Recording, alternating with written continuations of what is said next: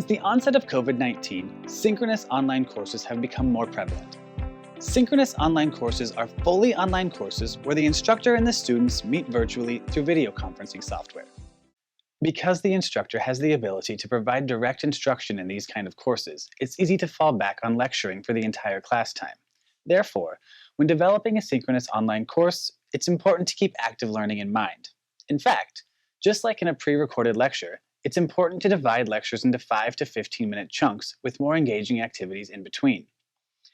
Here are some examples of ways we can go beyond the virtual lecture and engage students. First, it's important to give learners the opportunity to interact with one another.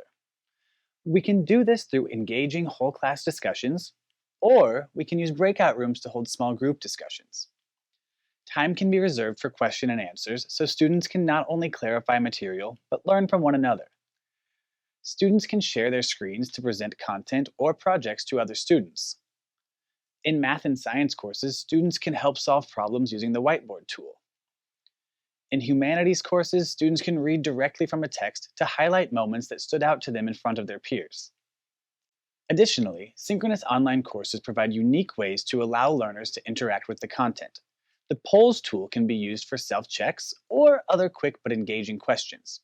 The chat tool can be used for students to provide quick responses or questions without disrupting content. Guest speakers can be brought in to provide a change of pace from regular class time or to provide additional perspectives on the content. One unique feature video conferencing tools offer is the reactions tool. Reactions are emojis that students can share at any point during the class. You may have seen the clapping reaction or the raising hand reaction, but these emojis can be customized to each classroom. Customizing these can allow students to note when they have a specific thought they'd like to share without interrupting, and the instructor can decide whether it's a good time or not. For example, a fire emoji may mean, I'd like to share my own thoughts on this topic a little bit. A brain emoji may mean, I have a question. A swirling eyes emoji may mean, I'm confused. Can we back up a bit and expand on that? The possibilities are nearly endless and provide a unique experience to these virtual sessions. Also, it's helpful to record these sessions and post them to Canvas to provide more flexibility to learners. Lastly, synchronous courses should still be logically structured in the Canvas environment.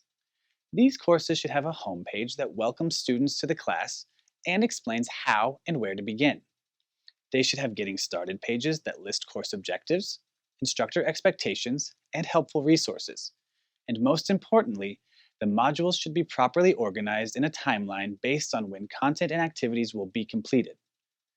These modules should include lesson objectives and proper explanation and instructions for every task that will be completed that week, including the activities that will be done in the virtual sessions. And the Canvas assignments should be included within these modules. Many synchronous courses we see use Canvas only as a file repository, which is not a great way to engage students. CODL has many templates we can import into your courses to make structuring a course easier. Contact us today at codl@ku.edu or 864-1000 to learn more about online course best practices or any of our templates.